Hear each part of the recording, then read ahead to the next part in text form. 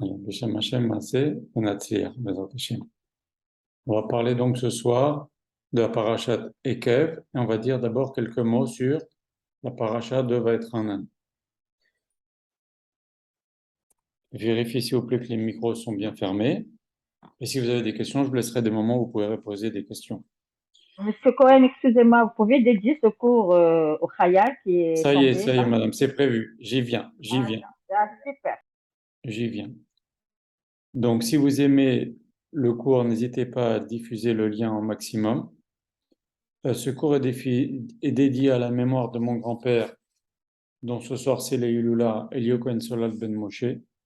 Aussi dédié à la mémoire de Rav Pinchas El Grabli Zatzal, qui est le Mashgiach, le responsable des Français à l'Yeshiva Kol Torah, qui est vraiment un tzaddik, quelqu'un de formidable, et ça fait vraiment de la peine. Il est décédé hier. Il a eu un AVC Shabbat, c'est dramatique, dramatique, il est jeune. Et aussi à la mémoire du jeune Nathan Fitoussi, le soldat qui est décédé par un tir ami cette nuit. Tout ça, c'est des drames. Sans parler des drames qu'il y a eu la semaine dernière, il y a eu 18 morts en Israël dans les accidents de la route.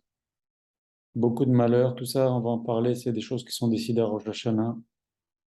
Et qu'Akadosh Baruch Hu, ils envoient les ordres de mission à Hoshana Rabbah. On va parler de ça un petit peu, on va effleurer ça aujourd'hui. Donc je vais vous citer quelques enseignements de Rabbi Yoshio Pinto que j'ai puisés dans ses livres et dans ses cours pour que vous puissiez profiter un petit peu des Torahs de Shuvah Israël en français. On voit dans dans la paracha de Vaïtranan un passage extraordinaire, il y a marqué Kimi goy gadol asher lo elokim kerovim elav bekol korenu elav. Qui a un peuple grand? Qui est le grand peuple, pardon, qui a un Dieu qui est proche de lui à chaque fois qu'on s'adresse à lui? Ça, c'est la traduction du verset. Et c'est étrange que Hachem nous dise, Moshe Rabbeinu dans Sefer Dvarim nous dise une phrase pareille. Qui a un peuple? Quel peuple a un Dieu proche de lui comme vous, le peuple juif? Hachem est très proche de nous. Très bien. Maintenant, quand on voit la Mida, on dit Ki ata shomea tifilat kolpe. On dit aussi dans Hachré, Korov Hashem le kol korav. Hachem est proche de tous ceux qui l'appellent, le kol Hacher et kraou behemet. Tous ceux qui l'appellent avec Emet, vraiment. Donc, Hachem est proche de nous ou Hachem est proche de tous ceux qui l'appellent Behemet? Hachem est proche de la tfila des Juifs ou Hachem est Shomea Tefilat Kolpe, il écoute la tfila de chaque bouche. Ça veut dire même n'importe quelle personne qui s'adresse à Kadosh Baruch Hu, Hachem écoute cette tfila. C'est extraordinaire. Or, le verset, il vient nous dire quel est le peuple dont le Dieu qui peut se targuer d'être proche d'Hachem comme Hachem est proche de nous.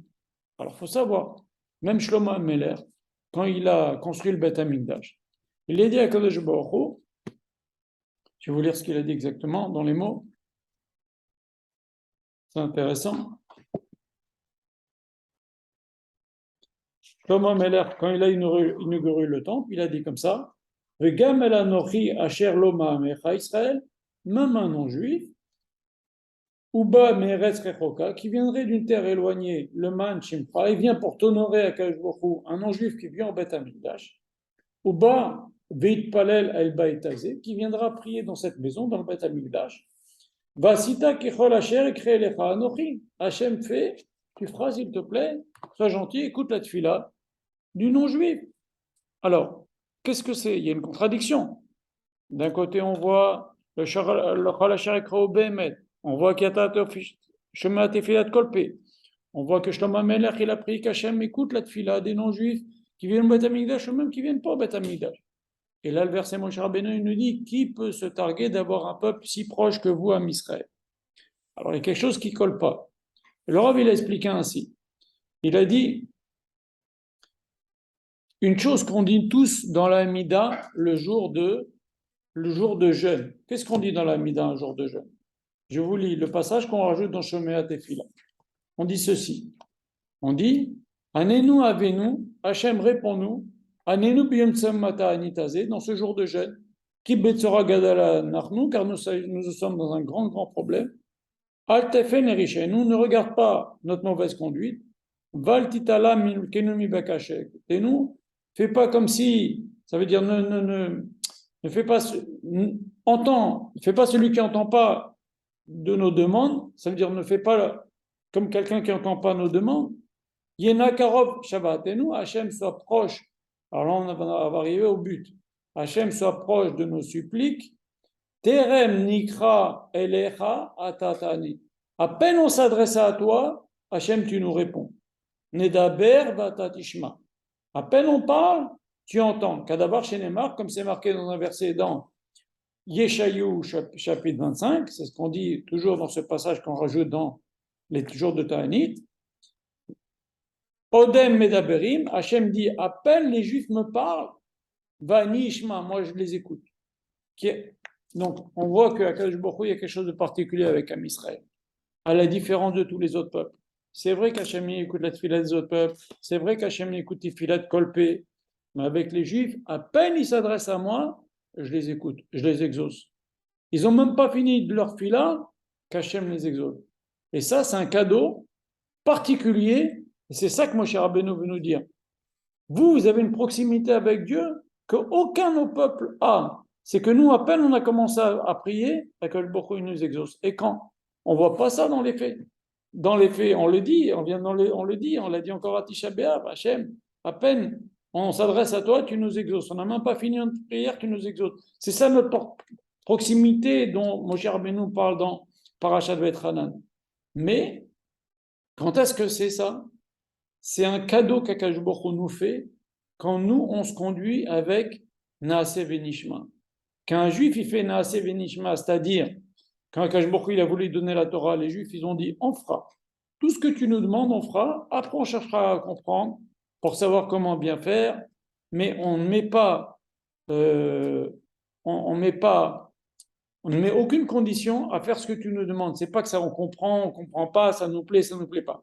On fera. Après, on va étudier, on va essayer de comprendre comment faire, quelle est la route, comment faire, etc. On se soumet entièrement à ta volonté. Quand un juif, il fait ça, c'est-à-dire il ne met pas son cerveau au milieu, il dit ce qu'Hachem me demande, je fais. Après, je vais étudier, mais pas je me dis est-ce que c'est bien, est-ce que c'est pas bien. Je me soumets, je fais ce qu'Hachem demande. Après, je vais étudier, et bien Hachem, il fait pareil. Tu ne m'as même pas demandé, je te donne ce que tu m'as demandé avant même que tu as fini ta tefila. Et ça, c'est un cadeau qu'un Kadosh Baruch Hu nous fait. C'est un favoritisme, entre guillemets. Quand les Juifs se comportent, maintenant, Naaseh Venishma, on l'a dit à Shavuot, mais dans tous les jours de la vie, c'est Naaseh Venishma. Des fois, il se passe des choses qui sont terribles, des choses qu'on ne comprend pas, ou des choses nouvelles qui se présentent, des situations, des épreuves. On doit accepter, on doit avoir la émouna. Ça aussi, c'est une façon de faire Naaseh Venishma. Quand quelqu'un il a quelque chose qu'il ne comprend pas, il passe un moment difficile, il ne sait pas pourquoi ça se passe comme ça, pourquoi c'est compliqué en ce moment, etc. Et il accepte. Eh ben, c'est une façon de faire Naaseh Venishma, c'est-à-dire j'accepte ce qu'Akadosh Baruch Hu il a décidé pour moi.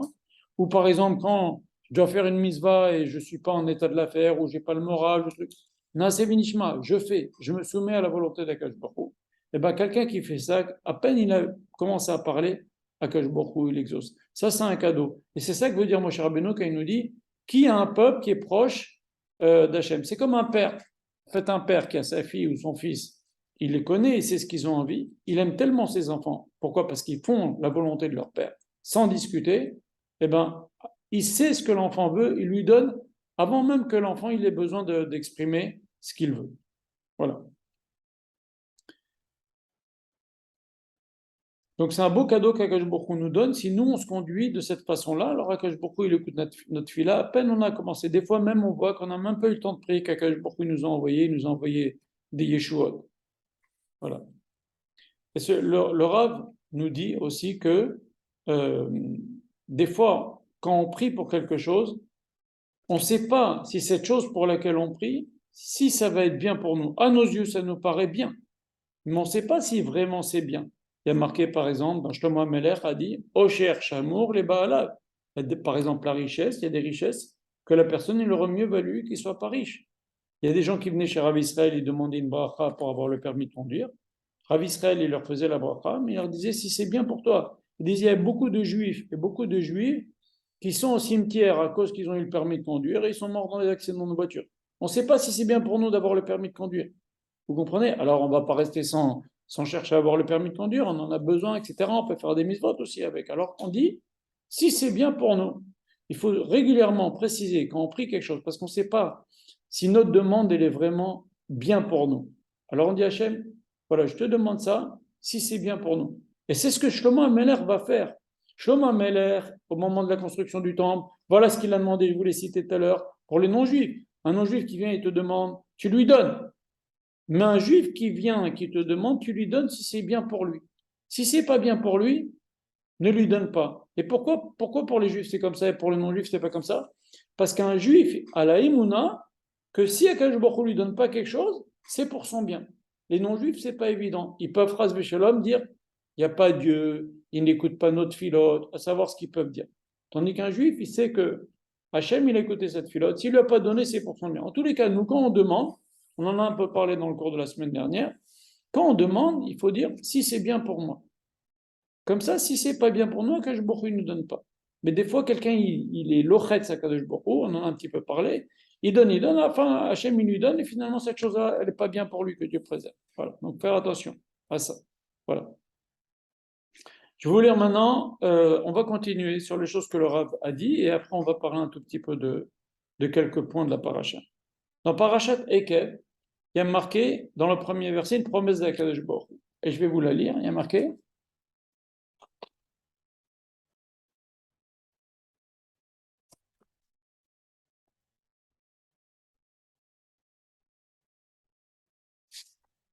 il y a marqué Vayakev Tishmeun et Amishpatin Haele. Voici, si jamais vous écoutez ces lois-là, Vachamartem, et vous les gardez, vous les respectez, Vasitem Otam, et vous les faites, vous faites les mitzvot, Vachamar Hashem Elokecha et Abrit. Akal Bokhu, il va te garder l'alliance, il va te donner plein de bénédictions. Après, on va lire plein de bénédictions au début de Parashat Ekev. Alors, comment on peut expliquer Ekev? Je suppose que vous avez déjà entendu plein d'explications, mais écoutez l'explication de Rav Yeshua plutôt, elle est magnifique. Il nous dit Ekev, le talon, c'est l'endroit le plus près du sol du corps humain. Ok?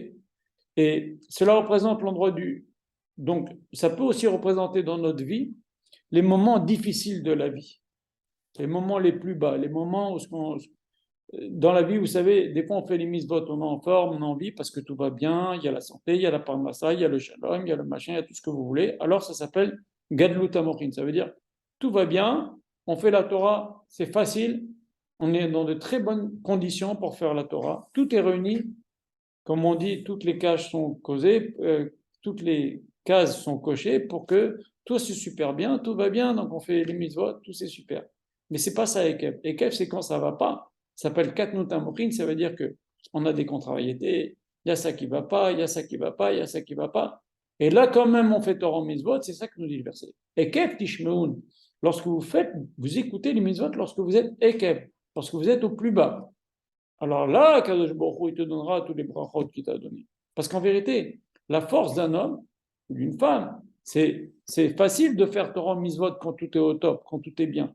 La force de quelqu'un, c'est quand ça va pas. Et c'est là qu'Akadosh Baruch Hu, en vérité, il nous fait passer un examen. C'est là qu'on montre qu'on aime Akadosh Baruch Hu. Regardez Yosef Hatzadik. Yosef Hatzadik, il a été appelé Yosef Hatzadik, pas parce qu'il a été pendant 80 ans roi, sur un carrosse, dans un palais, avec le kavod, avec tout ce que vous voulez. Il a été Yosef Hatzadik au moment où dans sa vie il était Ekev, il était au plus bas, avec une femme qui l'embêtait, avec des épreuves, avec une tentation, en prison, etc. C'est là qu'on appelle Yosef Hatzadik. C'est parce qu'au moment où il était le plus bas, il s'est conduit comme un tzaddik. On n'a pas dit, il a gagné ce titre-là au moment où c'était le plus dur pour lui dans la vie. C'est des moments d'examen. Les moments difficiles, c'est des moments où on passe des examens dans le ciel. Et regardez Hillel, par exemple. Hillel, qu'est-ce qu'on redit sur Hillel? Vous connaissez la fameuse histoire, il était très pauvre, il gagnait deux pièces ou une pièce, la moitié il donnait à sa famille, l'autre moitié il payait pour rentrer au Beth Midrash. Une fois, il n'avait pas gagné assez d'argent, il était très pauvre et il n'a pas pu rentrer au Beth Midrash. Il s'est mis sur le toit pour écouter le cours de Shemaya Aftalion, ses maîtres, et finalement il y a eu de la neige, etc. Et on dit, il est Mechayev Anim. Vous savez, quelqu'un quand il décède, il a trois belles excuses. Il dit, j'étais beau, alors j'avais des tentations, alors j'ai fait des bêtises. J'étais pauvre, alors je ne pouvais pas faire la Torah, les mitzvot, etc. Ou j'étais très riche. Et Chachamim nous disent, celui qui dit qu'il était très très beau, on lui dit, bah voilà, Yosef, il était beau, il a quand même gardé la Torah, les mitzvot. Au moment où c'était dur pour lui. Le moment où c'était dur pour lui, où il a quand même été étudier la Torah, malgré qu'il était pauvre, il a quand même été devenu Hillel. Maintenant, qu'est-ce qu'on retient de Hillel? Au moment où c'était le pire de sa vie, pas quand il est devenu Hillel Azaken, le Nassi de Ham Israël, le maître de tous les grands de la Torah, c'était Hillel leur maître, etc. Non, on retient au moment où il était un pauvre qui n'arrivait même pas à rentrer au Beth Midrash, qui n'arrivait même pas à gagner sa vie. C'est là qu'on retient, c'est ça qu'on retient de Hillel. Et c'est comme ça, grâce à ça, au moment où il s'est conduit dans la difficulté Ekev, qui s'est conduit avec Sidkout, c'est à ce moment-là qu'on retient qu'il est capable on est capable de le prendre pour exemple pour toutes les personnes qui se serviraient de la pauvreté pour dire bah, j'ai pas pu faire Torah Mitzvot. Et là, pour terminer, ce que dit la Gemara, elle dit et les personnes qui sont riches disent j'étais très occupé, j'avais beaucoup de tentations, j'avais beaucoup de travail, j'étais très occupé. On prend l'exemple de Rabbi Elazar ben Farsom, qui était immensément riche et qui était un Tana, qui était un maître de la Mishnah. Vous comprenez? Voilà. Donc, la Torah, elle nous promet, lorsqu'on est ékev, lorsque ce sont des moments difficiles, on est au plus bas, et que malgré cela, on sait qu'on passe une période d'examen, et malgré cela, on fait la Torah le mitzvot, c'est là qu'on va bénéficier toutes les promesses et toutes les bénédictions qu'il y a marquées au début de Parashat Ekev, justement. Voilà. Ensuite, il y a marqué dans notre verset, marqué dans notre Parashat Ekev, il y a marqué Ve'esir Hashem Mimcha Kol Madve Misraim. Je vais vous lire exactement dans les mots. Ok. Je vais pas dire. C'est bien de dire dans les mots.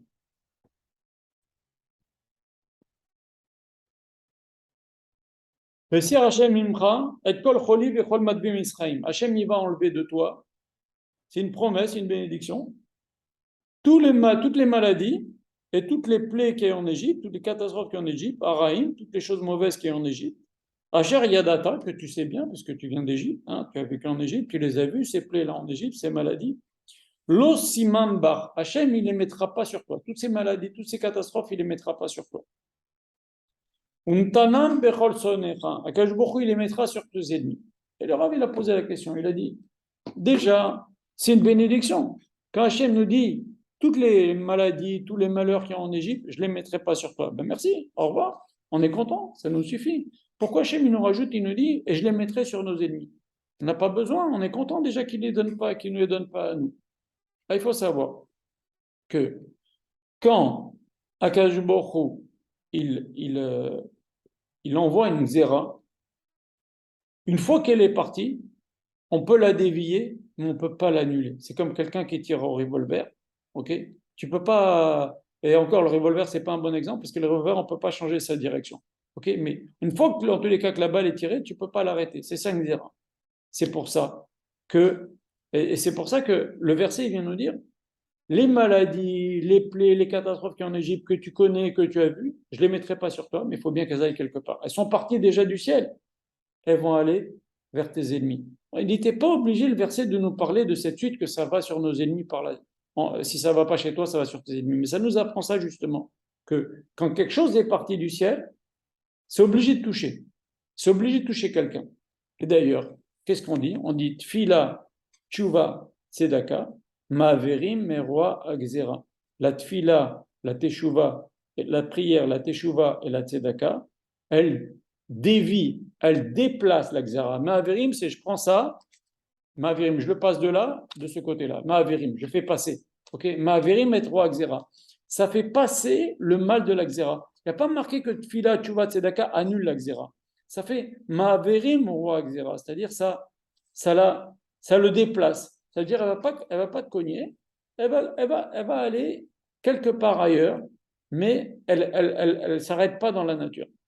Et c'est ce qu'on dit, si vous voyez, la tfila du rachage qu'on fait le matin de Rosh Hashanah, les deux matins de Rosh Hashanah et le matin de Kippour, on dit L'Olam Hashem Devacha Nitza Bashamim, Akadosh Baruch Hu, que tes paroles, elles soient fixées elle reste dans le ciel. Nitsa Bashamayim, elle reste dans le ciel. Alors, il y a plein d'explications. C'est un verset dans le Teilim 119. Il y a plein d'explications. Ça veut dire que quand Hachem, il a dit qu'il y ait le ciel, qu'il y ait les étoiles, et bien, si aujourd'hui il y a encore les étoiles, c'est que la parole d'Hachem, elle est encore existante. Quand Hachem a dit qu'il y ait des étoiles, et bien, elle est, Nitsa Bashamim, elle est encore existante, cette parole d'Hachem, ou sinon il n'y aurait plus les étoiles.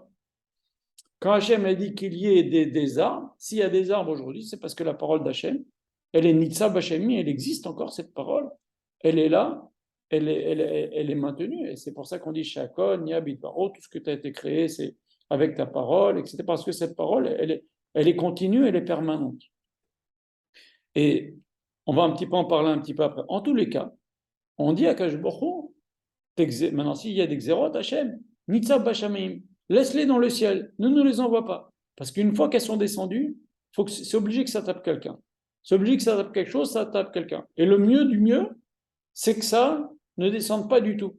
C'est pour ça qu'à Hoshana Rabbah, on fait cette nuit de veillée, parce que cette nuit-là, Kajborou, il donne les ordres de mission aux anges pour faire réaliser les bonnes xérotes comme les mauvaises xérotes. Donc on veut. Maintenant, on demande à Rosh Hashanah pour qu'il ne les envoie pas. Maintenant, il y en a quand même qui l'ont envoyé. On voit ce qui s'est passé. On a vu encore l'histoire avec le jeune soldat hier. On a vu combien de malheurs. Elles ont été décidées à Rosh Hashanah. On aurait pu éviter qu'Hachem les donne aux anges à la nuit de Hoshana Rabbah. Et malheureusement, ça a été donné. Une fois que ça a été donné, c'est terminé. Alors, il y a Tchouva, Tfilat, Tzedaka, ça peut décaler, mais une fois que c'est parti, c'est très difficile. Le mieux, c'est qu'il n'y ait pas de xérote. C'est comme quelqu'un. C'est comme quelqu'un qui, par exemple, je me fâche avec quelqu'un, il me parle mal, ou je suis très fâché avec quelqu'un. Et je rédige un message dans mon téléphone très, très, très, très, très méchant. Ok? Je suis énervé contre cette personne. Je lui écris des choses très méchantes. Mais je ne l'envoie pas. Et bien, tant que je ne l'envoie pas, c'est déjà pas mal. Il y a la xéra d'Hachem.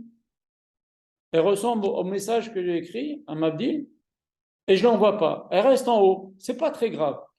Mais une fois que c'est envoyé, à savoir ce que ça peut. Et quand est-ce que c'est envoyé? C'est envoyé le jour de Rosh Hashanah. Donc il y a Serat Yom Teshuvah pour annuler, etc. Donc c'est ce que nous dit le verset. Toutes ces choses-là d'Égypte, je ne te les enverrai pas et je les enverrai sur tes ennemis. Parce qu'une fois que c'est parti, c'est parti. C'est ça, Teshuvah, Tfilat, Tzedaka, ça déplace la xéra, mais ça ne l'annule pas.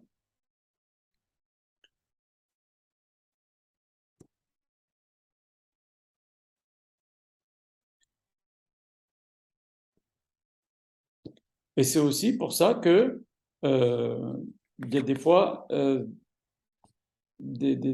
c'est important, par exemple, de pas se maudire soi-même.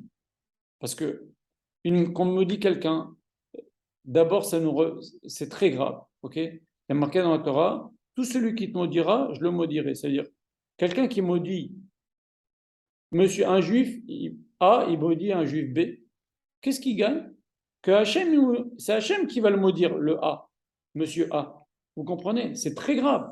À la limite, monsieur A, il a maudit B, mais c'est un A, c'est un être humain.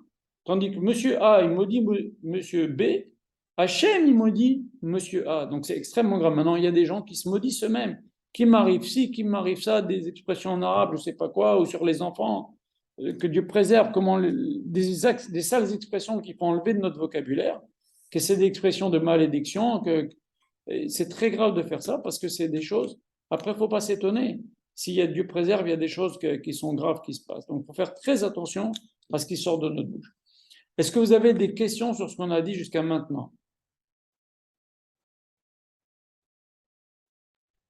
Non, les questions non, mais je voulais ajouter,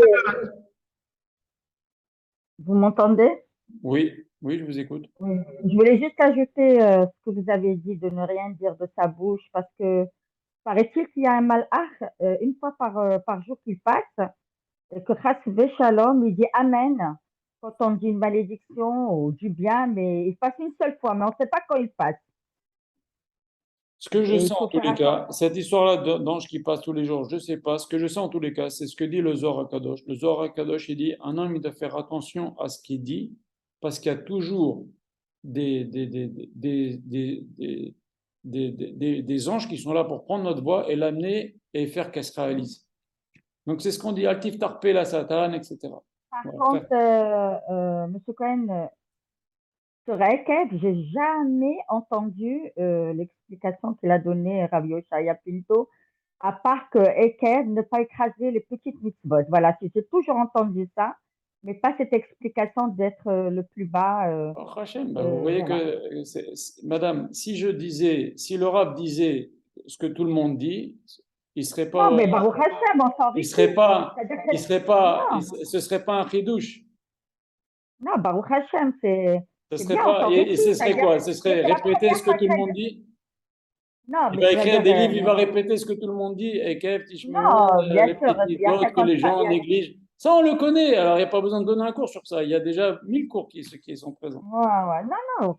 Non, c'est juste pour relever que c'est beau, c'est-à-dire ça, on Baruch s'enrichit, Hashem, quoi. Baruch Hashem. Le Rav, il est Mechadesh énormément. Il dit beaucoup, beaucoup de Voilà. Chidushim. Voilà.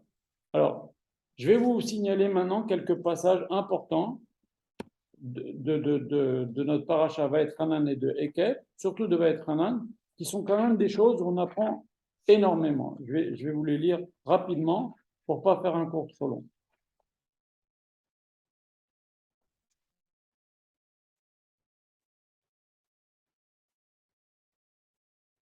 Est-ce qu'il y a d'autres questions sur ce qu'on a dit jusqu'à maintenant? Ok. Il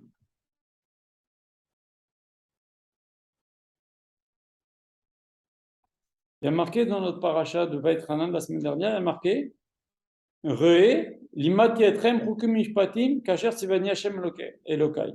Moshe Rabbeinu nous dit, regarde, je t'ai enseigné des décrets, des lois, ainsi qu'Hachem me l'a ordonné. La sotken bakarev aretz, afin que vous le faisiez lorsque vous rentrez en Eretz Israël, etc. Asher atem baim shamal erishtak, de la terre où vous allez hériter. Regardez ce que nous dit Moshe Rabbeinu. Ushmartem, vous les garderez ces mitzvot. Vasitem, et vous les ferez. Ki chochmatrem ou binatechem benamim, car ce sera considéré comme votre sagesse et votre intelligence aux yeux des autres peuples. Asher ishmeun, qui vont entendre que vous faites les mitzvot, et kol achokim maele, ils vont entendre quel mitzvot vous faites. Va'amru, et les goïms diront, rak am chacham benavon agoy agadolazi. C'est un peuple vraiment chacham mais intelligent, ce peuple, ce grand peuple-là. Donc ça, vous vous rendez compte ce que nous dit le texte, c'est-à-dire que, et d'ailleurs Rashi le dit un petit peu plus loin, je vous lis ce que dit Rashi, il nous dit que, et d'ailleurs le verset continue, il nous dit, attention, n'oublie pas, attention, fais très attention, de peur que tu oublies ces choses-là. Et Rashi nous dit la chose suivante, il nous dit, quand tu n'oublies pas la Torah, les mitzvot, vous passerez pour des gens intelligents aux yeux ou névonymes aux yeux des non-juifs. Mais lorsque vous les oubliez, vous ne les faites pas, vous les tordez, eh bien, terchez-vous, shotim, ils vont vous prendre pour des idiots. C'est-à-dire que, regardez maintenant, c'est des choses que l'on voit tous les jours. Combien de goïms, vous leur dites, vous savez, chez nous, on fait tarata mishpacha.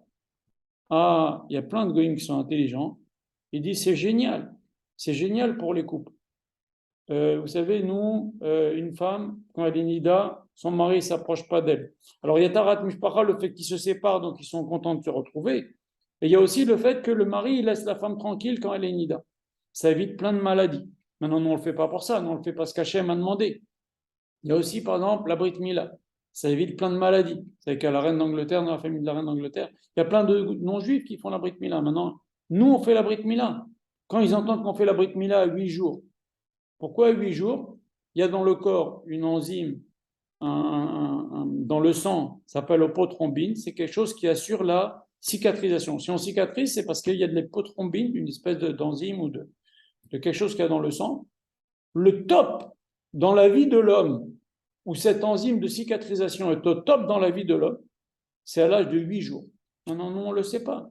Hachem nous a dit faire la Brit Mila à 8 jours. Maintenant, quand ils entendent, on fait la Brit Mila, ah, c'est vrai, nous aussi, on fait la Brit Mila, on vient d'apprendre dernièrement que c'est bon pour la santé. On vient d'apprendre que, tiens, vous faites à 8 jours. Ah, c'est Racham, vous êtes Racham, c'est formidable, il y a la cicatrisation. Ah, bon, ça, c'est des exemples. Maintenant, ils entendent qu'on ne mange pas du porc. Ah, c'est mauvais pour la santé. Il y a des tas de problèmes. Les animaux, les fruits de mer. Ah, ils nous disent, ah, vous êtes des chachamim. Combien? Mais ça, il y a des milliers et des milliers. Vous faites un jour de repos par semaine. Eux, il n'y a pas longtemps qu'ils ont fait ça.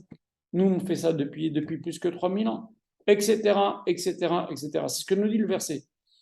Quel peuple a, quel peuple euh, peut prétendre devant les goïms que nous, on fait des choses très chacham. Même les goïms, ils vont dire, vous êtes des chachamim de faire ces choses-là. Vous savez, les goïms, quand ils entendent, je reviens à cette histoire d'Arata Mishpacha, ils disent, mais c'est génial, ça fait beaucoup de hardout dans le couple. Sinon, les maris qui trompent leurs femmes, etc., parce qu'ils en ont marre, ils la languissent pas, etc. Ils sont blasés. Et donc, il y a des choses, c'est ce que nous dit le verset. Quand vous faites la Torah et les mitzvot, les goïms nous disent, ils le savent, vous savez que les goïms, ils savent qu'il y a des choses dans la Bible depuis très, très, très, très, très longtemps. Très, très, très longtemps. Il y a des choses que je ne veux pas dire, mais il y a des tas de choses, même qu'on lit dans Rashi. Par exemple, je vais vous le dire, c'est un Rashi qui dit que pourquoi il fallait que les hommes et les femmes se séparent pendant 3 jours avant le don de la Torah? Parce que pendant 3 jours, la semence peut entraîner un enfant. Et au bout de 3 jours, la semence, elle ne peut plus entraîner un enfant. Et ça, c'est marqué dans la Torah. C'est marqué dans Rashi. Et quand les goïms ils disent, mais nous, on vient de le découvrir. Par exemple, aussi, le cycle de la Lune. La Gemara, elle nous donne le cycle de la Lune à la seconde près. À la seconde près. La Gemara, elle date d'il y a à peu près 2000 ans, 1900 ans. OK? 1800, 1900 ans. Eh bien, eux, ils ont envoyé la NASA, des lasers, des machins pour calculer. Ils sont arrivés pile, ce que dit la Gemara, à la seconde près. Quand on leur montre la Gemara, il y a pi dedans. Il y a pi. Il y a des tas de choses dans la Gemara. Il y a des tas de choses. Il y a de l'astronomie, etc. Quand les goïms y voient, c'est ce que dit le verset, ce que dit Moshe Rabbeinu dans le verset que je viens de vous lire, vous faites la Torah et les mitzvot, et ils apprennent, ils diront, comme je viens de lire, mais comme elles sont intelligentes, ces choses-là qu'Hachem vous a données, eh bien, à leurs yeux, on sera comme des gens très intelligents. Et si on ne le fait pas, eh bien, ils vont nous prendre pour des idiots parce qu'on a une Torah tellement belle, tellement forte. Vous savez, ça va même plus loin. Vous connaissez l'histoire avec Michael, Hanania et Azaria. Michael, Hanania et Azaria, on leur a demandé de faire Avodah Zarah, de se prononcer devant la statue de Nebuchadnezzar. Et ils ont dit non. Ils ont été jetés dans la fournaise ardente, ils ont survécu. Vous connaissez l'histoire. Alors, ce que vous ne connaissez peut-être pas, que dit le Midrash, c'est qu'avant, il y a plein de juifs, ça c'est marqué aussi dans le Tanakh, que plein de juifs se sont prosternés à cette Avodah Zarah.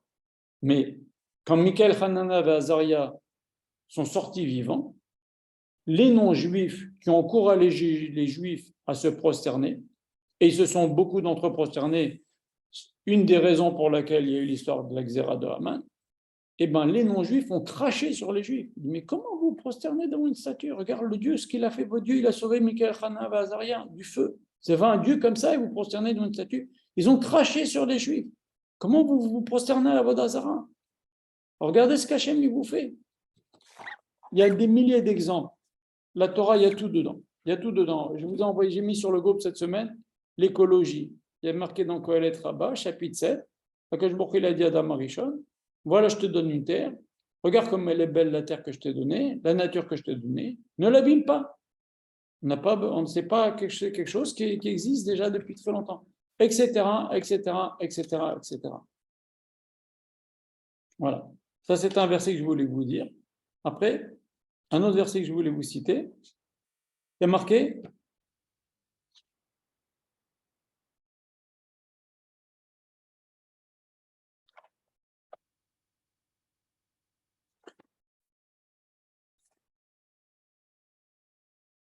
alors faites attention à ne pas oublier toutes les choses que vos yeux ont vues, de peur que vous les enleviez de votre cœur, tous les jours de votre vie, vodatem les bincha, et tu les feras connaître à tes enfants, ou bne bincha. Pourquoi la Torah vient nous dire ça? Il y a plein d'explications, mais une des explications que je vais vous citer aujourd'hui, c'est que de là, on apprend qu'un homme, il est obligé de marier son fils. Pourquoi? Parce que comment tu veux l'enseigner à tes enfants et tes petits-enfants si toi, ton fils n'est pas marié? Donc de là, on apprend que pour pouvoir faire ce que la Torah nous dit, tu l'enseigneras à tes enfants, à tes petits-enfants, il faut bien que tu maries ton fils pour avoir des petits-enfants. Et même ton fils aussi, si le père ne l'a pas marié, il doit se débrouiller pour se marier. C'est la mitzvah qui est sur le père. Mais si le père ne l'a pas marié parce qu'il est mort, parce que je ne sais pas pour X ou Y raison, l'enfant, il doit se marier. Pourquoi? Parce qu'il doit avoir aussi à son tour des enfants. C'est pas de là qu'on apprend qu'il faut avoir des enfants, mais on apprend la mitzvah ici qu'il y a une mitzvah sur le père de marier son fils. Voilà. Ensuite, je voulais vous citer encore quelques versets.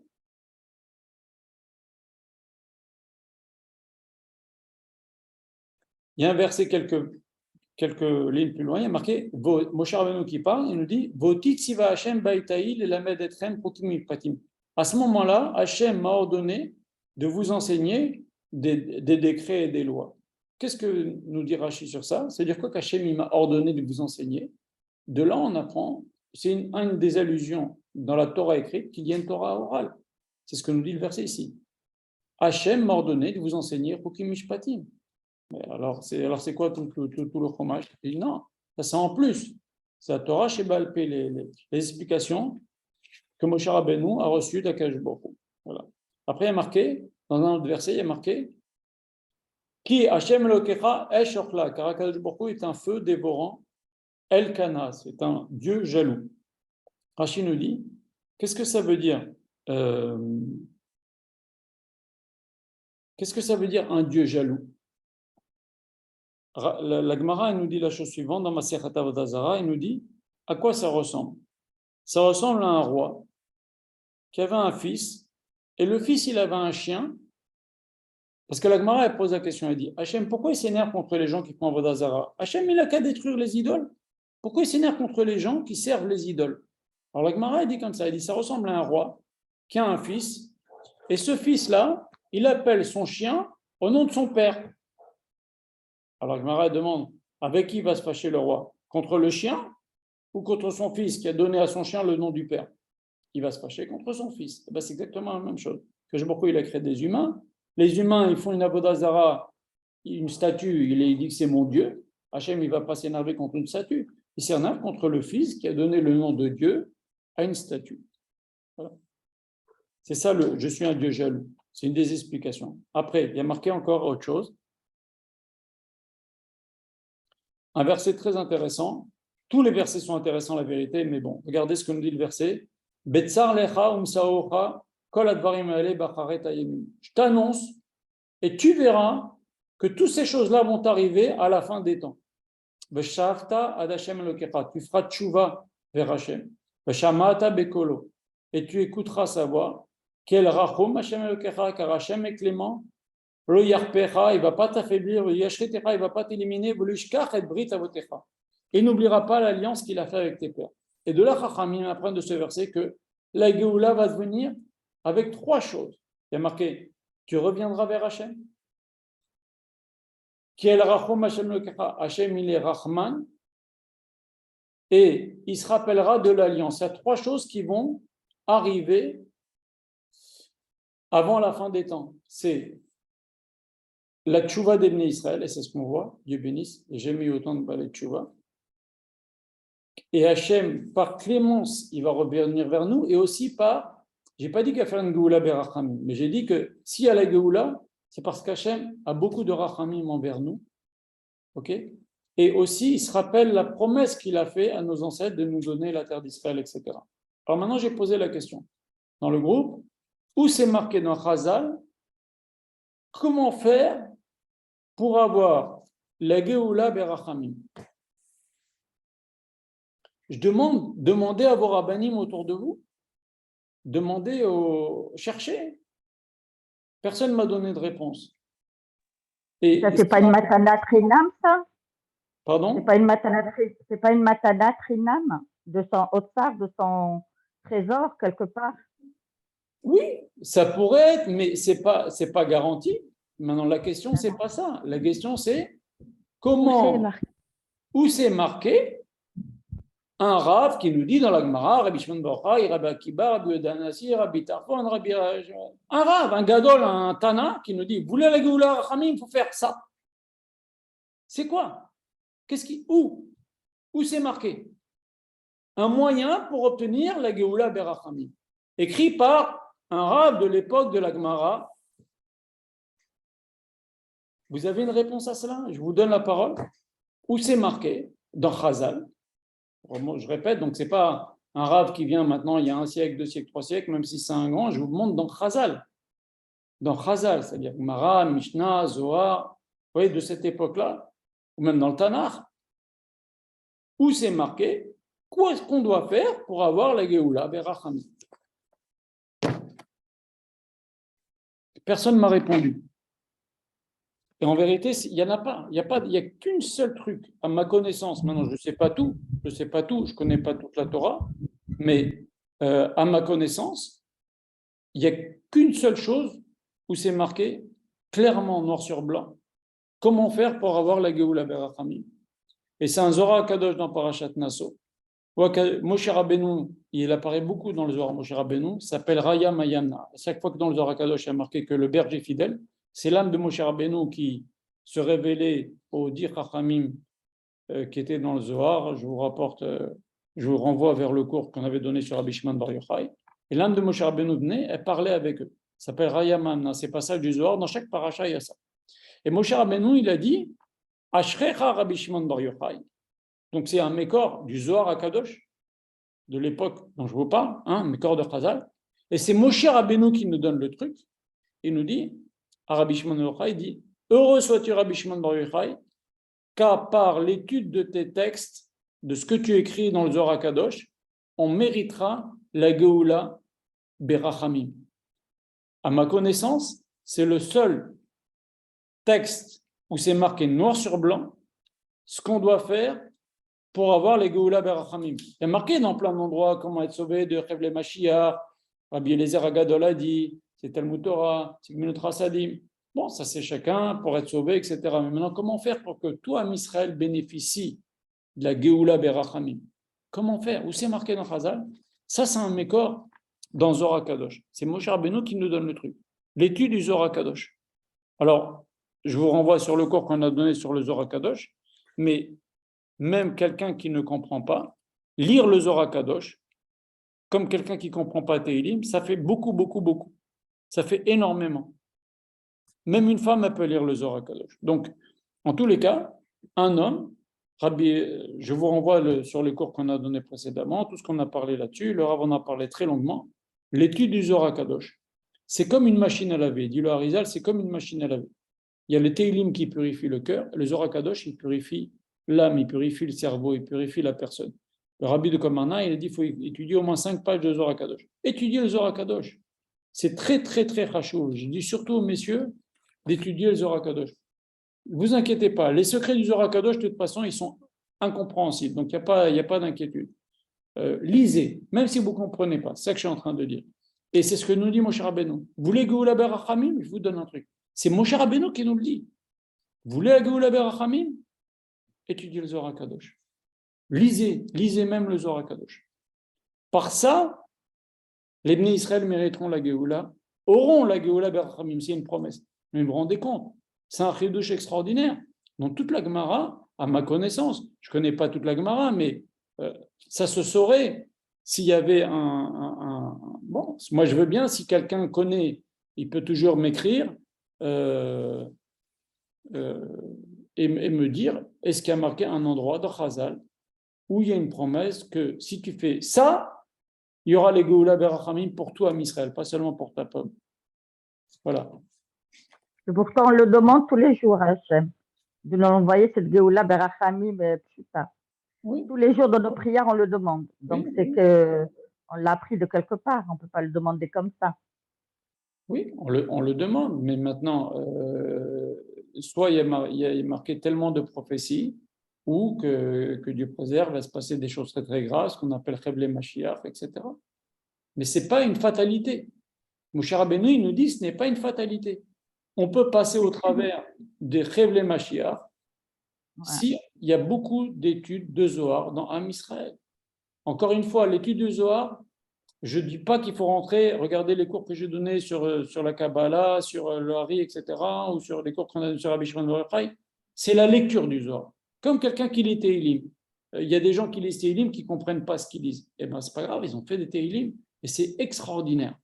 David Amelach, il a prié à Hachem que quelqu'un qui lit des Tehillim, même s'il ne comprend pas un mot de ce qu'il dit, ça lui est compté comme s'il avait étudié les masertot les plus difficiles de la Gemara, comme l'étude. Et c'est mieux encore, pourquoi? Parce que l'étude, c'est de l'étude. Donc, Tehillim, ça lui est compté comme l'étude et en même temps, c'est une prière. Il y a Tfila et Limoud en même temps dans Tehillim. Même s'il ne comprend pas, eh bien, Zohar HaKadosh, c'est exactement la même chose. Donc, c'est très important, et c'est une promesse de Moshe Rabbeinu, que vous pouvez prier jusqu'à demain pour avoir les Géoula Berachamim. Il y a tellement de textes qui nous disent qu'il peut se passer des choses graves avant. Donc, il y a un truc pour éviter d'avoir une Géoula avec des tsarot, avec des Chevle Mashiach, c'est l'étude du Zohar HaKadosh. Je vous en prie, les gentils, il y a un bruit de fond. Il faut éteindre les micros, s'il vous plaît, pour les personnes. Voilà. On continue, je vous lis encore quelques versets. Excusez-moi, M. Cohen, donc c'est pour ça que dans vos prières, enfin les prières qu'on fait le matin, le Patach Eliaou là qu'on fait là, la prière de Patach, c'est un Zohar? Dans quel passage? Patach. Vous savez quand vous faites la prière le matin, enfin les hommes, moi aussi je le fais parfois. Patach Eliaou pour les hommes. Ouais, voilà. Oui, ça aussi. C'est un passage de Zohar? Non, c'est un passage du Zohar qui est Mesougal, qui est une ségoula que la tfila soit acceptée. Ah, d'accord. Mais de toute façon, l'étude du Zohar, la lecture du Zohar, comme le Rav a institué au moins quelques pages du Zohar tout le temps, il y a des milliers de personnes là qui vont finir le Zohar le 25 Elul, 1500 Zohar qui vont terminer le 25 Elul, et c'est quelque chose d'historique que n'a jamais eu dans l'histoire. Rabbi Rav Sonnenfeld, il a voulu le faire dans les années 1900 et quelques. Il n'a pas réussi à faire 1000, il y avait 700 et quelques personnes qui ont fini le Zohar. Et là, il y a 1500 personnes qui vont finir le Zohar le 25 Elul. Ça va être au stade à Tel Aviv, au stade Yad Eliyahu, il y aura du monde. Ça va être extraordinaire et c'est historique. Parce qu'en vérité, ça peut, vous ne pouvez pas vous imaginer. Je vais raconter une histoire. Je ne sais pas si vous avez entendu parler d'un Rav qui s'appelle le Rav Ashlag, qui a écrit un pirouche sur le Zohar, qui s'appelle le pirouche Ashlag. Il a été voir tous les rabbinim du monde. Enfin, j'ai une façon de parler, hein, tous les grands d'Israël avant la guerre. En 1919, il a dit il y a une xéra très grave sur un Israël. Il y a une façon de l'annuler, c'est l'étude du Zohar. Alors là, les gens lui ont dit laisse-nous tranquille avec truc. Mais quand on dit l'étude du Zohar, c'est pas l'étude des secrets de la Torah, c'est la lecture du Zohar. C'est ce que dit Moshe Rabbeinu. Tu lis le Zohar, ça apporte la Géoula Berachamim. Et c'est très bien. C'est donné à tout le monde. Ça ne nous rend pas quitte de l'étude de la. Ça veut dire, c'est de l'étude, mais on ne doit pas se contenter de ça. Parce qu'il y a une partie du Zohar, c'est des choses qu'on comprend, comme si vous lisiez le Midrash Rabbah, c'est des explications sur la Torah. Et des choses qu'on ne comprend pas, ce n'est pas grave. On lit, quand on lit, ça nous purifie et ça amène la Géoula Berachamim. Et ça, c'est à la portée de tout le monde. Même le Chafetz Chaim, il disait à ses élèves, je l'ai lu dernièrement, il disait à ses élèves, chaque Shabbat, de finir de lire le Zohar de la paracha. Ce que tu comprends, tu comprends. Ce que tu ne comprends pas, ce n'est pas grave, ça nettoie ta neshama et ça amène la Géoula Berachamim. On a tout à gagner. Maintenant, notre étude ne doit pas se contenter de ça. Notre étude, il y a Baruch Hashem, le Tanakh, le Gemara, etc.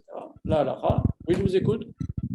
Oui, c'est pour ça que le Rav Ashlag, je pense que c'est lui qui a traduit une partie du Zohar, non?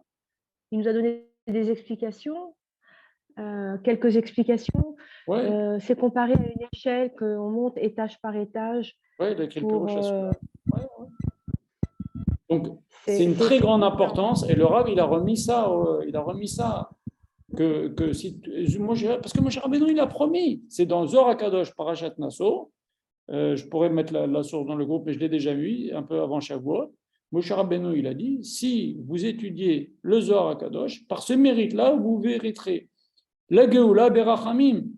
Trouvez-moi quelque chose de plus fort que ça dans Chazal, où c'est une promesse, un moyen qui nous est donné pour obtenir la Géoula Berachamim.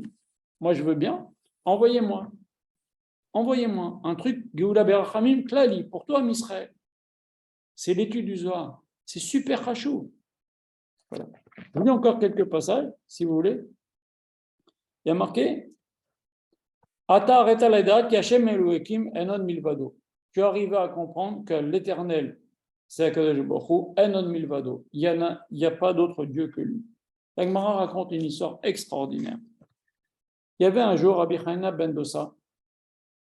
Il marchait avec ses élèves. Il y a une sorcière qui vient et lui dit Est-ce que je peux prendre un peu de poussière sous tes pieds? Et on savait très bien ce qu'elle voulait faire avec, c'est lui faire la sorcellerie, lui faire des choses pas bien contre lui. Et il a dit Vas-y. Et les élèves lui ont dit Tu n'as pas peur, Rabbi, qu'elle te fasse du mal, cette sorcière? Il leur a répondu En od milvado.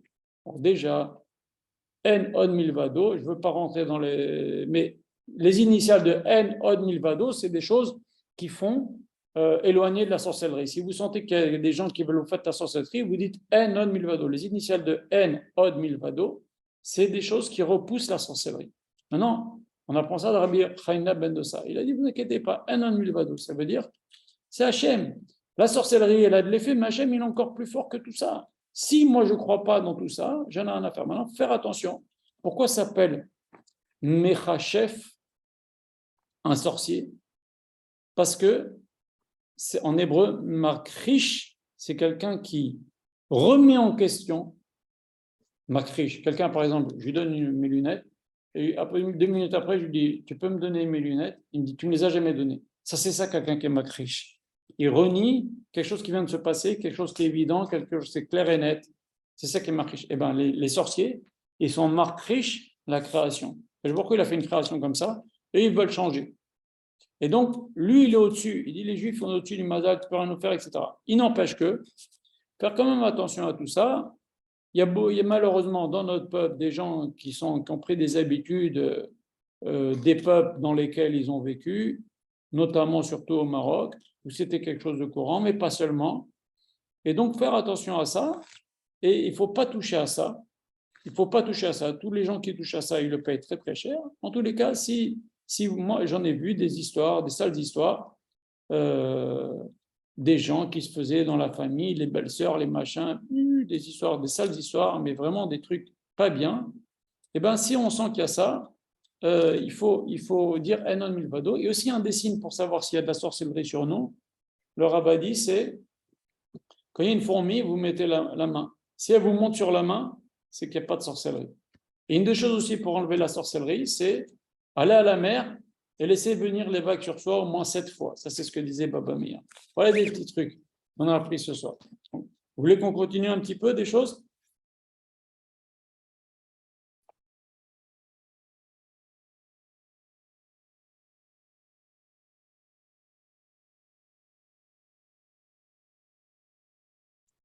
Un verset qui nous dit la chose suivante. Quand quelqu'un, il y a les villes de refuge, il y a marqué Venas elechat minaharim ael, il s'enfuira dans les villes de refuge, vachai, et il vivra.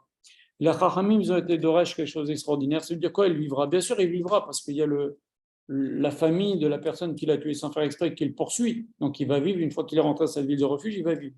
Mais il vivra. Chachamim nous disent que de là, on apprend que son rave est obligé de s'exiler avec lui. Et pourquoi? Je vais vous lire une phrase extraordinaire du Rambam qui dit la chose suivante. Il nous dit que le Rambam, dans Halachot Rotzrim, il nous dit la vie des gens qui aiment la Chokhmah et qui recherchent la Chokhmah, sans Talmud Torah, c'est comme la mort. Sinon, on ne leur donne pas d'études de la Torah, c'est comme la mort. D'ailleurs, on a un petit peu parlé de ça, mais pendant le jour de Tisha B'Av, j'ai mis pas mal de halachot de deuil. Vous savez que quelqu'un qui est en deuil, il n'étudie pas la Torah. Il n'a pas le droit d'étudier la Torah. Maintenant, il y a des gens qui deviennent fous. Ils deviennent fous s'ils n'étudient pas la Torah. Alors, on ne peut rien faire. La question aussi se pose. Quelqu'un qui est dans les toilettes, c'est que dans les toilettes, on n'a pas le droit même de penser à la Torah. Alors, je ne sais pas, apprends un livre de Chol ou apprends le chinois, je ne sais rien, apprends des mathématiques, apprends, cultive-toi, mais pas penser à ça. Maintenant, on a demandé à Rav Keneski, on le dit, c'est quoi la mitzvah la plus dure pour toi? Il a dit, la mitzvah la plus dure, c'est pas penser à de la Torah aux toilettes. Parce que quelqu'un qui est de la Torah, pour lui, pas penser à la Torah, c'est quelque chose d'impossible. C'est très, très dur. Et à quel point, c'est ce que nous dit ici, quelqu'un qui a tué sans faire exprès, il va s'exiler dans une ville de refuge, on lui envoie son rave. Et ça s'appelle, il vivra. De là, on apprend. Et il vivra comment? Parce qu'il aura pouvoir étudier la Torah. Parce que quelqu'un qui aime la Torah, qui ne peut pas l'étudier, c'est comme la mort. C'est comme la mort pour lui.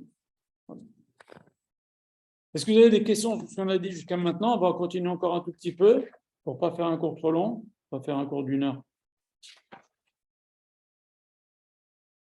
Pas de questions? Alors, je vais terminer sur... Excusez-moi, mais en fait, c'est pas très juste pour le rave qui doit suivre l'homme dans la ville de refuge, puisque s'il a une famille, le rave, alors il va laisser sa famille pour... On n'a pas dit qu'il va vivre là-bas avec sa famille. Il peut aller en tous les cas lui enseigner la Torah. Il va, il vient. Ah, il n'est pas obligé de rester là-bas, dans la ville de refuge. Pas obligé. Parce que lui aussi, il va être en prison. Mais en tous les cas, le type, on ne peut pas lui dire, bah, tant pis, tu n'étudies pas jusqu'à que le Cohen. Monsieur Cohen, c'est pas le Cohen qui doit le suivre? Non. C'est pas un Cohen? Non. Non, il reste dans la ville de refuge jusqu'à que le Cohen Gadol meurt. Maintenant, son rave, il doit aller lui donner des cours de Torah. Ah, d'accord. Parce que le type, il peut mourir. Un homme qui n'a pas de Talmud Torah, il devient très malheureux. Ouais. Il devient très malheureux. Il vit, quelqu'un qui aime la Torah, et c'est comme de l'eau. Alors la Torah, elle est comparée au pain, à l'eau, etc. Le Choub et l'Armi, Hachem nous dit manger de mon pain, c'est la Torah. La Torah est comparée à l'eau, comparée au pain, comparée au vin. C'est l'âme. L'âme, elle a besoin elle se nourrit. D'ailleurs, on va le dire dans la parashat Ekev. On dit Kilo alechem levado, ichya adam, ki al motzipi Hashem ichya adam. Traduction, tu apprendras que c'est pas grâce au pain que l'homme vivra, mais c'est parce qu'il sort de la bouche d'Hachem que l'homme vivra. C'est-à-dire qu'il y a des gens qui vivent, ils vivent leur vie, leur chayout, elle est parce qu'ils sortent de la bouche d'Hachem, c'est-à-dire la Torah, l'étude. Mais il y a encore d'autres choses qu'on peut apprendre de cela. Baal Shem Tov, il parle beaucoup de ça, mais c'est le Harizal en premier qui a beaucoup développé ça. C'est que, comme on a dit tout à l'heure, la parole d'Hachem, elle a été dite, mais Dvar Hachem, la parole d'Hachem, elle est Mekayemet tout le temps, etc. Donc, quand il y a le ciel aujourd'hui, quand il y a la lune, parce qu'Hachem a dit, il y a la lune, mais cette parole d'Hachem, il y a la lune, elle est encore existante, sinon il n'y aurait pas la lune. Et bien, pareil, s'il y a une pomme, et je vais faire Borpéaès sur la pomme, mais quelque part, s'il y a une pomme, c'est parce qu'il y a la volonté d'Hachem qui est cette pomme. Donc, cette volonté d'Hachem, ce qu'on appelle les Nitzotzot HaKodesh, les étincelles divines, c'est-à-dire quelque part la volonté d'Hachem qui fait qu'elle existe, ou sinon elle n'existerait pas. N'est-ce pas? Si Hachem ne veut pas, elle n'existerait pas, cette pomme, si elle existe, parce qu'Hachem veut bien. Cette volonté d'Hachem qui fait que cette pomme existe, quand je vais faire Baochata Hachem Borpreaetz, je vais séparer cette volonté d'Hachem qui est quelque chose de rouhani, de la matérialité de la pomme. La matérialité de la pomme, elle va nourrir mon corps, et la volonté d'Hachem, qui est l'existence de cette pomme, qui n'existe que par la volonté d'Hachem, je vais la séparer. Al-Kol Motzipi Hachem, lorsque je vais dire Hachem, Baochata Hachem, Al-Kol Motzipi Hachem, lorsque tu vas ouvrir ta bouche, je vais dire le nom d'Hachem, tu vas séparer, et la Rouhaniyut, elle va nourrir ta Neshama. Donc quand on mange, on nourrit sa Neshama, on nourrit son corps. C'est pour ça que c'est important de manger. Hachem nous a dit manger des choses cachères, parce que dedans il y a des mitzvot akdosha, et la personne elle arrange beaucoup de choses, etc. Pareil quand on fait Birkat à Ilanot, il y a des âmes qui sont gilgoulisées. Pareil, c'est pour ça que c'est important, par exemple, de faire des livrets Torah à table. Il y a combien d'histoires là-dessus qu'en vérité, on ne sait pas ce que nous, peut-être c'est notre frère, c'est notre père, c'est notre oncle, c'est notre grand-père qui est revenu là, et les Neshamot, elles montent. D'abord, elles sont peut-être dans une pierre, après, elles se transforment en végétales. Si vous voulez, les végétaux se nourrissent de minéraux. Après, il y a une bête qui vient, un animal, un bœuf qui mange cette plante. Et après, la personne, elle fait la shrita de cette bête-là, et c'est Oudat Shabbat. Seudat Yom Tov, et le juif fait un Dvar Torah, il dit des brachot, il fait la tfila, Rishona, Acharona, Birkat Amazon, il a élevé toutes ces choses, ces âmes-là. Bon, sans trop rentrer dans les détails, en tous les cas, c'est ce qui est allusionné dans ce qu'on va lire dans Parashat Ekev. Qui al-motzi pe Hashem Adam, lo alechem levado. Un homme ne vit pas seulement grâce au pain, à la matérialité des aliments. Al-motzi pe Hashem, ce qui va sortir, ce qui est sorti de la bouche d'Hachem, c'est-à-dire la spiritualité qui fait l'existence même de cette chose-là qu'on va manger, et qu'on va séparer al-motzi pe Hashem lorsque nous, on va sortir de notre bouche le nom d'Hachem. Ça, c'est une notion qu'il faut savoir. Ça s'appelle Nitzosot HaKodesh. Maintenant. Ah oui, parce que, excusez-moi, parce que chaque fois que je lis ce passage, moi, je ne réfléchis pas du tout à ça. Al-Mot, c'est-à-dire que la vie, elle dépend de la vie et la mort dépendent de nous, de ce qu'on sort de notre bouche. C'est comme ça que je l'ai toujours Non, c'est pas ça, c'est un autre verset, madame. Ce que vous dites, vous, c'est un autre verset. Achaim va mabed biyad alashon. Ça, c'est un autre verset. C'est pas dans le Chumash. Là, il y a un verset du Chumash que je viens de lire qui nous dit Al-Motzi pi Hashem irchiada. Lo alechem levado, l'homme ne vit pas seulement grâce au pain, il vit grâce à ce qui sort de la bouche d'Hachem, entre guillemets, c'est-à-dire la parole d'Hachem, irchiadam. Grâce à ça, l'homme vit. Et c'est ce que je vous ai expliqué. La Neshama ne peut pas se nourrir. C'est pas écrit Al-Motzi pi Hashem, c'est écrit dans la paracha. Ekev, ah bon? Bien sûr. Parce que je croyais. Bon. On lit dans Parashat Ekev. Kilo alechem levado irchiadam, kal-motzi pi Hashem irchiadam. Ah, ok. C'est un verset dans Parashat Ekev. Ok? Maintenant, je fais juste une petite remarque. Maintenant, pour terminer, j'ai posé la question.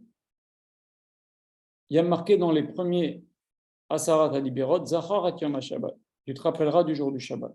Et dans Parashat Yitro, et dans la Parashat de la semaine dernière, il y a marqué Shamor at Yom HaShabbat. Alors, pourquoi Zachar? Pourquoi Shamor? Et notre Chachamim et Rashi sur place, il dit quelque chose d'extraordinaire. Il nous dit, écoutez bien, il nous dit, là marqué dans le parasha Shamor et Yom HaShabbat, la semaine dernière va être Hanan. Il nous dit, au Barishonot, dans les premières Dibérot, ce que je viens de vous dire, il y a marqué Zachor. Et Rashi précise, il dit, Shneem bedibu echad ou beteva echad neimru. Les deux, ils ont été dites en même temps. Bishmia echad nishmaou, elles ont été entendues en même temps. Pourquoi Rashi, on a besoin de nous dire qu'elles ont été dites en même temps? Je ne vois pas le problème. Il y a plein d'abord de différences entre le premier des 10 commandements et le deuxième. Ce n'est pas la seule. Shamor et Zachor. Il y a plein d'autres différences dans le premier des 10 commandements. Okay, et on ne dit pas qu'elles ont été dites en même temps. Pourquoi Rashi vient nous dire, tu sais, Shamor et Zachor, c'est une des différences des 10 commandements. Elles ont été dites en même temps. Shamor et Zachor, ça a été dit en même temps. Maintenant, si on voit dans Yerushalmi, il y a Gemara qui nous dit qu'il y a plein de choses qui ont été dites en même temps. Par exemple, je vous cite des exemples, il y a marqué l'otilba chatnez, tu ne mettras pas du chatnez. La Gemara cite des exemples, des choses qui ont été dites en même temps. L'otilba chatnez, tu n'habilleras pas en chatnez, et tu feras des guidil ta'aselecha, tu feras au Kohen Gadol des tzitzit en chatnez. Il y a marqué un verset qui nous dit tu ne peux pas te marier avec la femme de ton frère. Il y a un autre verset qui te dit, quand il y a le hiboum, tu feras la mitzvah de te marier avec, tu feras le hiboum, tu te marieras avec la femme de ton frère. Alors, je te dis en passant, en parlant du hiboum, quand quelqu'un il a fait il s'est marié avec une khalitsa, aujourd'hui on ne le fait plus, hein. Et quand quelqu'un s'est marié avec une khalitsa, la femme de son frère, si son frère n'a pas eu d'enfant, et qu'elle décède, il n'y a pas le deuil. Bon, maintenant, aujourd'hui, on ne le fait plus cette mise à bord. Je ferme la parenthèse. Qu'est-ce qu'il y a d'autre comme mitzvot qui ont été dites en même temps? Il y a marqué aussi, que les filles n'héritent pas. Et pour les filles de Sélophrad, quand Akash Baruch Hu a dit finalement, elles vont hériter, mais, parce qu'il n'y a pas de garçon, mais elles se marieront avec quelqu'un de leur tribu. Donc il y a des versets qui sont en contradiction comme ça, apparentes. Et pour nous dire que, quand on nous dit elles ont été dites en même temps, c'est-à-dire que c'est vrai, Hachem te dit ça, mais voilà les limites. Tu ne peux pas porter des chatnez, mais il y a une limite. Le Kohen Gadol a le droit de porter des chatnez. Tu peux pas te marier avec la femme de ton frère, mais il y a une limite. Dans un cas, c'est permis de se marier avec la femme de son frère si ton frère n'a pas eu d'enfant, tu fais la mitzvah de Khalitsa, etc. Les exemples que je donne. Maintenant, Shamor et Zachor, pourquoi on a besoin que ça ait été dit en même temps? Alors déjà, il faut savoir que Zahor, on apprend rapidement, hein, très rapidement. Par exemple, j'ai posé la question aujourd'hui dans le groupe, pourquoi on ne dit pas en hébreu lundi, mardi, mercredi, ou en anglais Monday, Tuesday, ou en espagnol lunes, martes? Pourquoi en hébreu c'est des nombres? Yom Rishon, Yom Sheni, Yom Shlishi. Pourquoi ce n'est pas des noms spéciaux? En hébreu, on devrait dire un certain mot qui veut dire lundi, un certain mot qui veut dire mardi. Pourquoi chez nous c'est des nombres? Parce que justement, il y a marqué Zachor et Yom HaShabbat. Hachem, il veut qu'on se rappelle de Shabbat tout le temps. Alors, quand on dit Yom Rishon, c'est Yom Rishon par rapport au Shabbat. Ou alors, par rapport au Shabbat à venir. Yom Rishon, de la nouvelle semaine. Et par rapport au Shabbat. Yom Sheni, par rapport au Shabbat. On doit constamment se rappeler de, c'est ça Zachor, rappeler de Shabbat. Par exemple, aussi, Zachor et Yom HaShabbat, par exemple, dans la semaine, je vois quelque chose de beau, je dis, tiens, je vais l'acheter pour Shabbat. Je suis Mekayem, Zachor et Yom HaShabbat, je me rappelle de Shabbat. Maintenant aussi, Chachamim nous ont appris, d'où on sait qu'on doit faire le Kiddush, parce qu'il y a marqué Zachor et Yom HaShabbat. Tu te rappelleras du Shabbat comment? Chachamim nous dit, Bernisato, Beyetziato. Au moment de l'entrée de Shabbat, tu fais Kiddush, Beyetziato, tu fais l'Avdallah. C'est ça, Zachor et Yom HaShabbat. Et d'où on sait qu'on doit faire Shabbat midi, parce que Zachor et Yom HaShabbat. Donc, on apprend de ces versets-là beaucoup de choses. Il y a d'autres versets qu'on peut apprendre qui se rejoignent, etc. Bon. Maintenant, quelle était la difficulté des Chachamim pour qu'ils viennent nous dire, vous savez, Shamor Bezachor, ça a été dit en même temps. En vérité aussi, on peut se demander, j'ai posé la question aussi dernièrement, pourquoi les femmes doivent faire le Kiddush? Puisque le Kiddush, c'est une mitzvah qui dépend du temps. Voilà, les femmes, elles ne vont pas dans la souka, parce que c'est une mitzvah qui dépend du temps. Voilà, les femmes, elles ne vont pas dans la souka. Elles ne prennent pas le loulav, parce que c'est une mitzvah qui dépend du temps. Alors vous allez me dire, voilà, elles font Purim, c'est une mitzvah qui dépend du temps. Et elles mangent la matzah, parce que c'est une mitzvah qui dépend du temps aussi. Alors là, la Gemara répond, elle nous dit, parce que les femmes ont participé au Nes de Purim. Il y avait Esther, bien sûr. Et les femmes, elles ont participé au Nes de la sortie d'Égypte, parce que c'est grâce au mérite des femmes qu'on est sorti d'Égypte. Donc, elles participent au même titre que les hommes, elles ont même des mitzvot positives qui dépendent du temps pendant Pessah, comme les hommes. Très bien. Maintenant, Shabbat, c'est une mitzvah qui dépend du temps. Normalement, les femmes, les mitzvot positives qui dépendent du temps, on apprend des versets qu'elles sont Torah. Et voilà que Shabbat, elles doivent faire le Kiddush. Soit dit en passant, mesdames, un Kiddush, le Kiddush, il faut soit prendre, pour être quitte du Kiddush, soit prendre au moins 85 centilitres de jus de raisin d'un coup, soit 30 grammes de maisonnote, soit motzi. Mais si vous prenez un peu de kidouche comme ça, vous ne pouvez pas un verre entier. Je dis soit ça ou ça. Vous n'êtes pas obligé de prendre et un verre de jus de raisin en entier et un 30 grammes de maisonnote. Et je dis ou ça ou ça. Vous pouvez par exemple prendre la moitié de votre verre ou remplissez bien votre bouche du verre de kidouche et prendre du maisonnote. Mais s'il n'y a pas de maisonnote, vous buvez votre verre, un bon verre, en moins 85 centilitres d'un coup, vous êtes c'est du kidouche. Vous n'êtes pas obligé de prendre du maisonnote. Maintenant, pour vous dire quoi, si par exemple quelqu'un, il prend les femmes ne le savent pas beaucoup, mais si quelqu'un prend kidouche et il ne prend pas le verre entier, une dame ne prend pas le verre entier, ok? Maintenant, il faut qu'elle mange au moins 30 grammes de maisonnote ou motzi. Mais elle ne peut pas se dire, je vais prendre des pistaches ou je vais prendre une pomme. En kidouche et la bim comme soda, c'est l'endroit d'abord, là on fait kidouche, on doit manger, et aussi, s'il y a un kidouche, il faut faire une séouda. Et une séouda, comme je vous l'ai dit, c'est ou ça, ou le verre en entier d'un coup, ou 30 grammes de maisonnote, ou 30 grammes de motzi. Mais quelqu'un qui, des fois par exemple, le problème se passe aussi pour les hommes. Il y a un kidouche à la synagogue, le rav fait kidouche, et après on prend un peu de pistache, un peu d'olive, un peu de chips, et on croit qu'on a fait kidouche. Zéro. Il faut refaire le kidouche à la maison. Kidouche, je vous ai donné 3 choses qu'il faut avoir mangé pour dire j'ai fait kidouche. Sinon, on doit refaire. Alors maintenant, comment ça se fait que les femmes font kidouche alors que c'est une mitzvah positive qui dépend du temps? Justement, parce qu'il y a marqué Shamor Bezachor, elles ont été dit en même temps. Celui qui a la mitzvah de Shamor, c'est garder le Shabbat, c'est-à-dire pas transgresser le Shabbat. Les femmes, elles l'ont. Toutes les mitzvot négatives, les femmes l'ont. sauf quelques-unes, comme par exemple, il y en a 3, par exemple, se raser, une femme a le droit de se raser avec une lame, une femme quand même elle a le droit d'aller au cimetière, il y en a une troisième, c'est dans ma Masechet Brachot. Mais toutes les mitzvot négatives, les femmes l'ont. C'est pas parce que ça dépend du temps. Une femme, ça dépend du temps, ça dépend pas du temps, les mitzvot négatives, elles doivent les respecter. Donc, comme les femmes, elles ont Shamor, elles ont aussi Zachor, puisque ça a été dit en même temps. Les femmes, elles ont Shamor, elles ont aussi Zachor. Donc, la mitzvah de Kiddush, qu'on apprend de Zachor, elles doivent le faire. Très bien. Maintenant, qu'est-ce qui gênait les Chachamim pour nous dire, vous voyez, toutes les choses que j'ai dit tout à l'heure, ça a été dit en même temps, la Gemara a dit ça a été dit en même temps, parce que c'est des choses qui, à un moment donné, il y a une contradiction. Maintenant, quelle est la contradiction entre Shamor et Zachor? Alors, il y a marqué que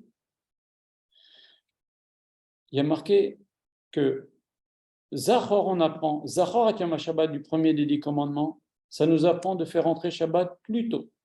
Et Shamor et Yom HaShabbat, les cas de chaud, dans le deuxième des 10 commandements qu'on a par Shabbat Hanan, ça nous apprend de garder le Shabbat un peu plus tard que la sortie des étoiles. Donc, on a maintenant un problème. Pourquoi? Parce que vous allez allumer les bougies avant le coucher du soleil, n'est-ce pas? Donc, vous considérez qu'à partir du moment où il y a le coucher du soleil, déjà on apprend aussi de Shamor qu'il y a une mitzvah et de Zachor de Tosefet Shabbat, c'est-à-dire de faire entrer le Shabbat, pas juste au coucher du soleil, quelques minutes avant, on a le minhag 18 minutes, il y en a un petit peu plus, ça dépend. Moi. En tous les cas, il y a une mitzvah de faire entrer avant le coucher du soleil. On n'attend pas la nuit de Shabbat, on n'attend même pas le coucher du soleil, quelques minutes avant le coucher du soleil. Vous savez qu'il y a un espace entre le coucher du soleil et la nuit, ça s'appelle Ben Hashmashon. Et il y a une mitzvah aussi, à la sortie du Shabbat, il y a les 3 étoiles qui sont sorties, on attend un petit peu. On a le minhag d'attendre au moins 10 minutes. Ce n'est pas une obligation, mais c'est une mitzvah de rajouter même une minute, c'est bien. Même quelqu'un, par exemple, il est dans les 18 minutes, une femme, elle n'a pas eu le temps de terminer, elle est dans les 18 minutes. J'ai eu cette question dernièrement. Elle n'a pas eu le temps de préparer, elle est dans les 18 minutes. Tant que ce n'est pas encore le coucher du soleil, c'est 2-3 minutes avant le coucher du soleil, elle peut encore allumer ses bougies et terminer ses préparatifs. Ce n'est pas que les 18 minutes sont arrivées, c'est Shabbat. Si elle a des choses à faire, elle les fait. Mais c'est un jeu dangereux. C'est-à-dire il y a une mitzvah d'abord de faire un petit peu plus que avant la shkia, et une fois que c'est la shkia, c'est fini, elle ne peut pas allumer, elle transgresse. Comprenez? Maintenant, on a un problème. C'est que si je considère que cet espace entre le moment du coucher du soleil, où il ne fait pas complètement nuit encore, il commence à faire de plus en plus, seulement ils ne font pas nuit. Cet espace-là, le vendredi soir, je considère que c'est Shabbat. Alors si c'est déjà Shabbat, le même espace samedi soir entre le coucher du soleil et la nuit, ça va plus être Shabbat. Vous comprenez ce que je veux dire? Ou c'est Shabbat ou c'est pas Shabbat. Si vendredi soir, je le considère comme Shabbat entre le coucher du soleil et la nuit, samedi soir, je vais le considérer que c'est plus Shabbat. Je ne sais pas si vous me suivez. Si, Vous comprenez? ouais. Donc, si ce passage entre le coucher du soleil et la nuit, vendredi soir, c'est Shabbat, samedi soir, ça ne devrait pas être Shabbat, puisque j'ai considéré que c'était déjà Shabbat. Donc, je ne peux pas avoir ou c'est le jour ou c'est la nuit. Si je considère que c'est déjà Shabbat, c'est déjà la nuit, alors samedi soir, quand c'est le coucher du soleil, je n'ai pas besoin d'attendre la sortie des étoiles.